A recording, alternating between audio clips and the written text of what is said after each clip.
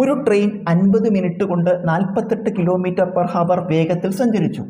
സമയം കുറച്ച് 40 മിനിറ്റ് കൊണ്ട് ഇത്രയും ദൂരം സഞ്ചരിക്കണമെങ്കിൽ വേഗം എത്രയായിരിക്കണം? ഇപ്പോൾ ട്രെയിനിൻ്റെ ആദ്യ വേഗത വന്നിട്ടുണ്ട് 48 km/h.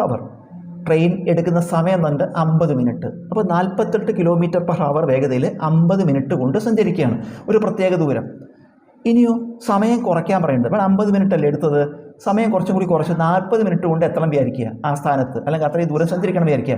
സമയം കുറയണമെങ്കിൽ നമ്മൾ എന്ത് ചെയ്യണം? വേഗത കൂട്ടണം അല്ലേ? വേഗത കൂട്ടണം. അപ്പോൾ 40 മിനിറ്റ് കൊണ്ട് ഇത്രയും ദൂരം സഞ്ചരിക്കണമെങ്കിൽ വേഗത എത്രയായിരിക്കണം? അപ്പോൾ വേഗത കൂടും, 48 പോരാ, കൂടണം. അപ്പോൾ ആ വേഗത എത്രയാണ് നമ്മൾ കാണണം.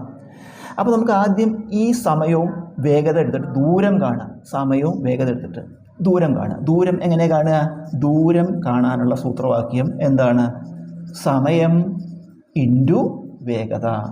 അതാണ് ദൂരം കാണാനുള്ള സൂത്രവാക്യം, സമയം ഇൻറ്റു വേഗത. നമ്മളിത് കണ്ടുപിടിക്കുക. സമയം എത്രയാണ്? 50 മിനിറ്റ്. പക്ഷേ ഇത് വേഗതയിൽ km/h. ഇവിടെ യൂണിറ്റ് വ്യത്യാസം. ഇത് മിനിറ്റും ഇത് മണിക്കൂറുമാണ്. അപ്പോൾ നമുക്ക് ഒരേ യൂണിറ്റ് ആവണം.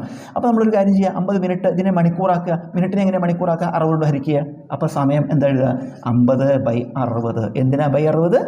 മിനിറ്റിനെ മണിക്കൂറാക്കാൻ. അതെന്തിനാണ്? ഇവിടെ മണിക്കൂറാണ്, അതുകൊണ്ടാണ് ഇൻറ്റു. അപ്പോൾ സമയം നമ്മൾ എഴുതി. ഇൻറ്റു വേഗതയോ ഇത് എഴുതുക. എത്രയാണ്? 48. നമുക്കിതിലേ ഒരു 0 വീതം ഇട്ട് കളഞ്ഞാൽ 6ഉം 48 കൂടി വെട്ടി ചുരുക്കുമ്പോൾ 8 എന്ന് വരും. 8 × 5 40 കിലോമീറ്റർ. നമുക്ക് എന്ത് കിട്ടി? ദൂരം കിട്ടി. 40 കിലോമീറ്റർ. ഈ ദൂരം വ്യത്യാസം വരില്ല, ദൂരം സ്ഥിരമാണ്. നമ്മൾ എന്താ മാറ്റേണ്ടത്? സമയം കുറച്ചു, അപ്പോൾ വേഗത കൂടും ചെയ്യും. അപ്പോൾ അത് അവിടെ ഇരിക്കട്ടെ. ഇനി എന്താ കാണേണ്ടത്? വേഗം. വേഗത കാണാനുള്ള സൂത്രവാക്യം എന്താ? വേഗത സമം എന്താണ് സൂത്രവാക്യം?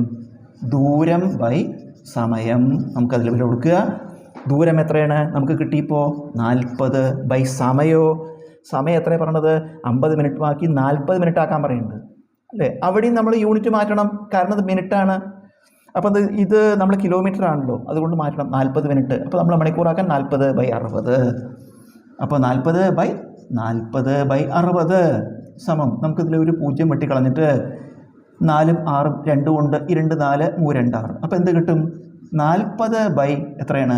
2/3. നമുക്കിതിനെ എങ്ങനെ എഴുതാം? 40 ഇൻറ്റു റെസിപ്രോക്കൽ കൊണ്ട് ഗുണിക്കണം 3/2. ഇത് വെടിച്ചെടുക്കുമ്പോൾ 20 വരും. 20 × 3 60. പുതിയ വേഗത എത്രയാണ്? 60 km/h.